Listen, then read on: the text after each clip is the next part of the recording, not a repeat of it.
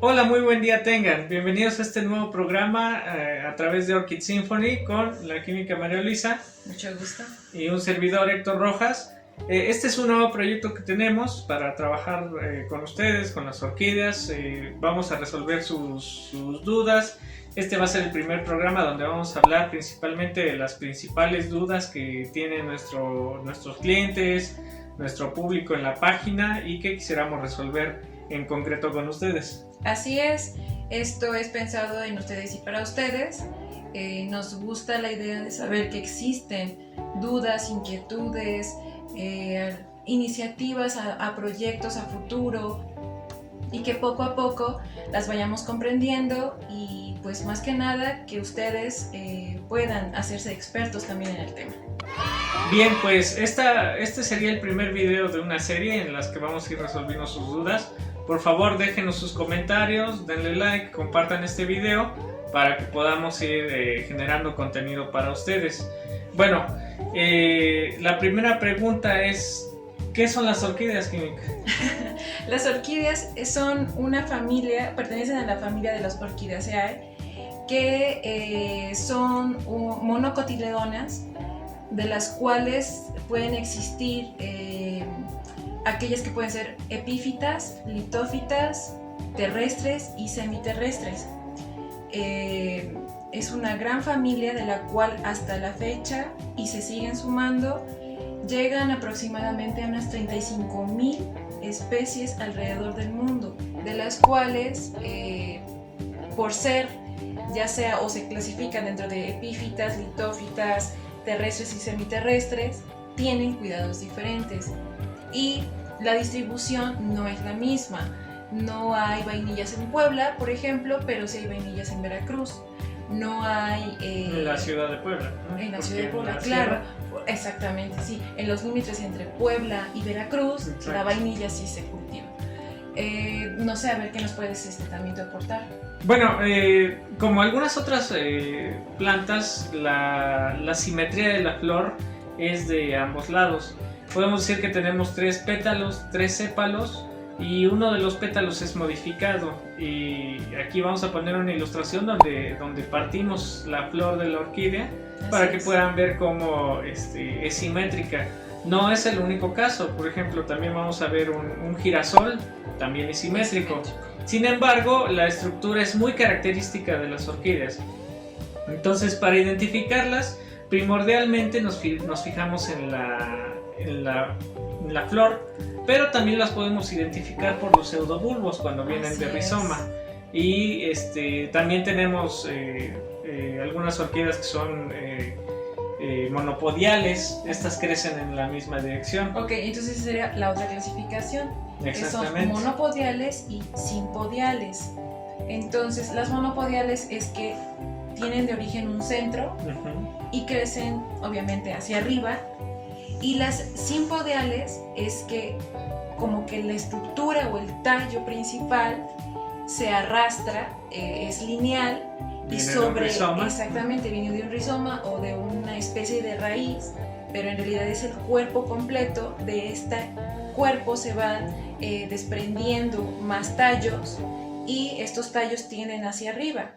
Un ejemplo de estas son las laelias son mexicanas, o las catleyas, que hay una distribución amplia, por ejemplo, en Colombia, en Venezuela, y estas son crecimiento simpodial, como que es hacia abajo, y los tallos de este mismo rizoma se van extendiendo más tallos, los cuales pueden dar a varas florales, lo cual surgen flores preciosas, como en el caso de las catleyas.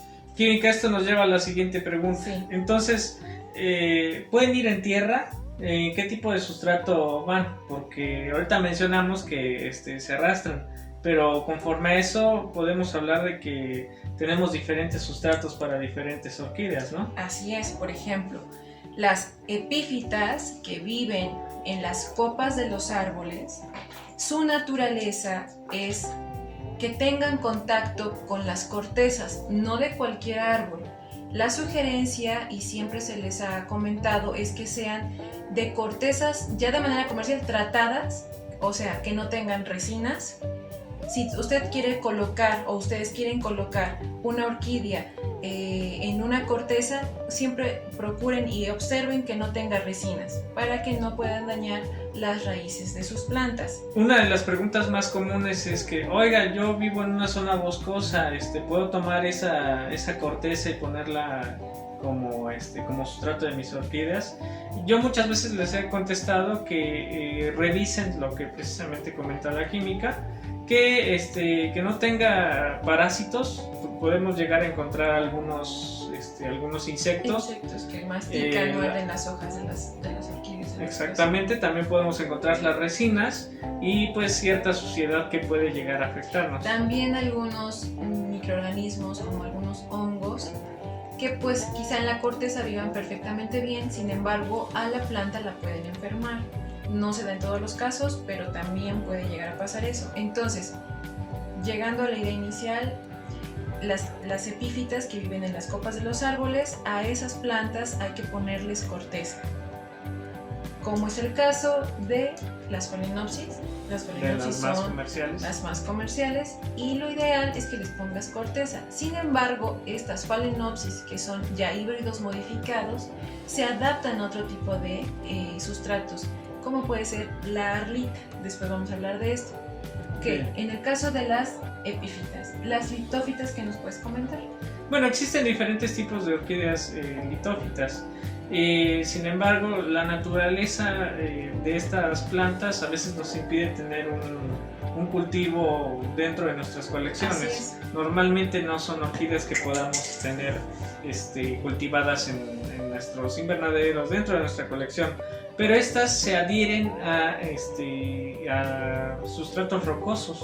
Así es. Entonces las raíces tienden a pegarse en este tipo de sustratos rocosos, donde van a desarrollar todo el cuerpo de la planta. Y continuando también con la clasificación, existen también las terrestres y las semiterrestres. Ajá. Una terrestre, por ejemplo, es la Dicromanthus inavarinus, sí. que sí va en tierra.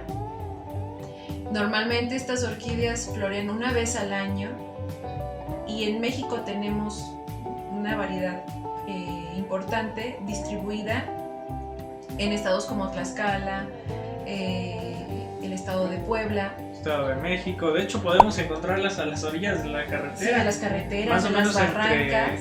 Entre septiembre, agosto-septiembre. Agosto-septiembre. Son de color naranja las flores y duran muy poco la floración. Normalmente las polinizan arañas, hormigas y se apagan. Quedan los pelotones en las raíces de estas plantas y estos pelotones tienen una micorriza o es una simbiosis o es una asociación de un hongo benéfico para esta orquídea, la cual se proveen nutrientes, alojamiento, se ayudan entre esta microbiota y la planta. Estos pelotones son los microorganismos, en este caso hongos, que ayudan a la germinación de sus semillas, ¿no? Así es. ¿Por qué? Porque les proveen los nutrientes. Pero es todo un ecosistema que las envuelve. Porque les comento, son las arañas, las hormigas, los pelotones de los hongos o micorrizas que las ayudan a crecer. Y esto sucede cada año y podemos tenerlas a la mano y no sabemos que eran una orquídea. ¿Conocen las orquídeas que son como abejas del género Orphis? Esas también son terrestres, pero esas son del otro lado del mundo, son normalmente del Mediterráneo, pero ese es un caso de orquídea terrestre. Así es.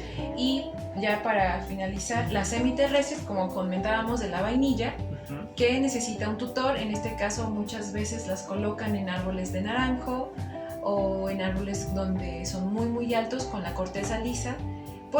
Y esta planta, ¿por qué es semiterrestre? Porque va en tierra y a la vez necesita, como les comentaba, de este tutor para que se vaya agarrando con sus raíces y vaya siguiendo. Se hace una guía, la cual trepa prácticamente a la copa del árbol y ahí pues se encuentran más fácilmente los polinizadores, se preserva esta planta. También es muy difícil de que se polinice, ya no hay tantos polinizadores de manera natural y es ahí donde viene o interviene el hombre para poderla polinizar y se creen las vainas de la vainilla. Sí, de hecho parte del cultivo de orquídeas es que de manera natural en las zonas selváticas se dejan crecer las plantas, o bien, como comentaba la química Luisa, se ha hecho una interacción entre cítricos y la vainilla, donde la vainilla la dejan crecer junto a un cítrico que también está destinado para el comercio, y cada que crece las doblan para Así que sigan es. para que sigan, digamos, un camino sobre el cítrico. Sabemos que los árboles de cítricos no son tan altos, y eso permite que la vainilla rodee el árbol y sea un poco más fácil de polinizar. Pero normalmente aquí en México pues se dejan crecer las plantas, que es una guía, esta también es monopodial. Así es. Y eventualmente cuando toca el tiempo de polinización, pues los trabajadores van y ellos son los que polinizan. Así es. De hecho hay imágenes muy impactantes de gente trepándose a los árboles tratando de polinizar las vainillas, pero pues sí es un trabajo que se hace aquí en México. Y muy respetable también. Así es. ¿Qué te parece si pasamos a la parte ya de las plantas que tenemos en casa? Perfecto. Y vamos a tratar un poquito más de hablar de Phalaenopsis. Ok. Para que sea, digamos, la entrada, ¿no? Bien. Bueno, respecto a Phalaenopsis, ¿qué ambiente sería el ideal para esta planta dentro de mi casa? Y si no es dentro de mi casa, pues por lo menos en mi patio. O nos preguntan mucho, oye, ¿le puede tocar el sol? O la riego diario. ¿Qué tipo de cuidados son los que recomendamos aquí en Orchid Symphony para el crecimiento de Phalaenopsis? Bueno, vamos a partir de que Phalaenopsis es un híbrido que ya se ha adaptado para vivir en la Patagonia Argentina o en los límites de Canadá con Alaska. Entonces, nos da un rango muy amplio de temperaturas, y de altura. De altura, sí, exactamente. Pero han pasado bastantes años para que este híbrido pueda tener la capacidad de lograr adaptarse a bastantes regiones del mundo. Uh-huh. Bueno, lo ideal es que esté a una temperatura no mayor a los 25 grados. Uh-huh. La humedad relativa tendría que ser arriba del 60%.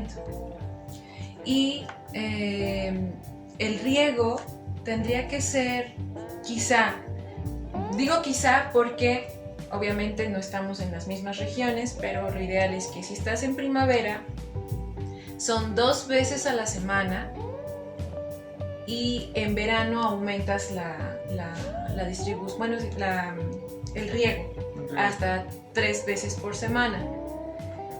Eso siendo muy cuidadoso en el riego. ¿Por qué? Porque si tú vas y llegas con ¿qué será? Tu regadera y la riegas por encima, da hecho que se te va a morir.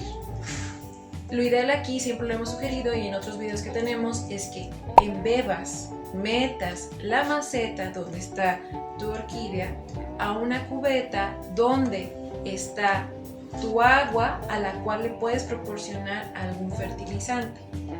A esto se le dice fertirriego, que será una media hora, 1 hora dependiendo. Después de este tiempo la sacas tu maceta y la pones en el lugar donde normalmente se encuentra tu orquídea. A las orquídeas les gusta la luminosidad, les gusta el brillo del sol. Sin embargo, no les gusta el sol directo. En el caso de Phalaenopsis, si tu casa tiene mucha luz, le va a encantar y va a vivir perfectamente bien. Pero si la pones al sol directo, la vas a matar en horas. 1, 2. También es verdad que tenerlas a la intemperie no es lo más adecuado, porque las corrientes de aire lastiman las varas, mueven los sustratos y realmente también no te va a durar mucho.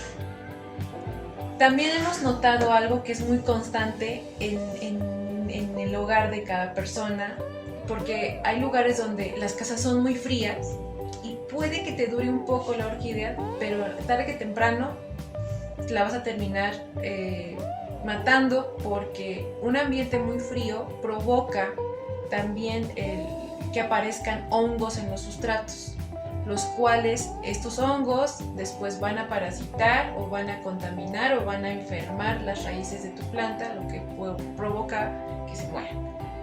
Por eso es que las casas muy frías y oscuras no se sugiere que tengas una orquídea. Y del otro lado es una casa muy caliente, también es pésimo, porque les vas a tirar las flores rapidísimo. Ahí también es donde... Esa es una de las preguntas que nos han hecho mucho. ¿Compro mi planta o me la regalan? Sí. La pongo donde quiero que esté y a los 2-3 días empiezan a caer las flores. Bueno, ese es uno de los motivos. Depende mucho de muchos factores, de hecho. Entre ellos la temperatura. Incluso si hay aireación. Nosotros recomendamos que pongas tu planta cerca de una ventana o en un sitio donde tengas un buen paso de aire, pues. Si tú la dejas en un lugar donde no corre el aire, puede que este aire se empiece a viciar. Así es. Y también provoca la caída de las flores. Entonces, en resumen sería colocarla en un ventanal donde entre la luz natural, pero que no le llegue directo. Exactamente. Y la temperatura entre 25 grados, 25 más menos 2. Y va a estar súper bien tu planta. Y otra cosa que puede aplicar en cuanto a que tu orquídea la ves llena de vitalidad es que sí le puedes dejar el fertirriego, o muchas personas sugieren el uso de un platito por debajo donde hay constantemente agua. Sí, está bien siempre y cuando tenga las condiciones de luminosidad, de aireación y de temperatura. Y créeme que tu planta va a estar en perfectas condiciones. Bien, ahora esto nos lleva a la siguiente pregunta. ¿Por qué no florecen? Resulta que es una de las preguntas más fuertes que nos hacen, porque una vez más depende de muchos factores, pero uno que siempre hay que estar pendientes va a ser el sustrato y la maceta. Okay. Si tú compraste tu orquídea, por ejemplo, en sitios como Home Depot, como Walmart, como Costco, normalmente son productores sí muy buenos, son gente que cuida muy bien las plantas, normalmente viene en un sustrato de corteza, pero hay que tener cuidado con una esponjita que traen al medio de la maceta. Ese tipo de esponjita puede llegar a ser un poco perjudicial porque retiene mucha agua y va a depender de la región en la que estés, donde vayas a cultivar tu planta. Entonces hay que cuidar que tu sustrato ya no esté podrido. Bueno, que esté podrido. En el caso de la corteza puede llegar a podrirse. En el caso del sphagnum, que es esta como fibra amarilla, esta no se pudre, pero deja de tener la elasticidad, deja de tener la retención de agua. Entonces, primer punto que te recomendamos es checar el sustrato, qué tan bueno o malo está. La otra, qué tanto le estás regando, en ver, puede ser, dependiendo. Es que, mira, en esto del cultivo de las orquídeas es un arte. No hay algo que podamos decir que sea, tienes que hacer esto y esto. Muchos de nuestros colegas precisamente dicen eso. Cuando tú les preguntas cuál es el mejor sustrato, te van a decir el que le quede mejor. Y la verdad es que tienen razón. Uh-huh. Uno como cultivador de orquídeas debe de aprender que no hay cosas definitivas, pero sí puedes ir observando tus plantas, ¿no? Claro, o sea, aquí la idea es que tú vayas entendiendo el lenguaje de tu planta. Exacto. ¿Qué es lo que ella necesita? No es algo fácil, sin embargo, conforme te vas familiarizando con estas plantas, vas observando las necesidades de la misma. Por ejemplo, hay veces que, como decías, ¿no? Que ¿por qué no le va el sustrato de la corteza y por qué sí le va el de la arlita, o por qué se le debe de quitar la esponja por debajo a la planta? Porque va a llegar a una zona nueva. Ella estaba en una zona controlada, que llegando a donde la adquiriste te la llevas y la llevas a tu casa, a tu oficina, el lugar en donde te encuentres o donde la quieras tener. tienes que adaptarla o encontrar las condiciones lo más parecido a ese lugar en donde estaba para que puedas seguirla teniendo bonita. Por eso es que siempre deben de saber dónde la van a poner, qué le van a poner, en la zona en la que va a estar y el lenguaje de tu planta lo que te va diciendo. Si tú notas que los últimos brotes se te están secando, es porque quiere decir que la hidratación no está siendo la más óptima. Necesita que el velamen o la savia de tu planta jale más agua para que llegue hasta ese punto. Porque si no llega hasta allá, entonces lo que va a hacer es que, ok, me voy a deshacer de estructuras vegetales porque me alcanza para esto y nada más, no me llega para darle al último brote. Entonces lo voy a tirar, me ahorro energía, me ahorro hidratación. Entonces tienen que irla observando e irla entendiendo poco a poco, y esto va a llevar a que ustedes le quiten o le pongan dependiendo de la necesidad de su planta.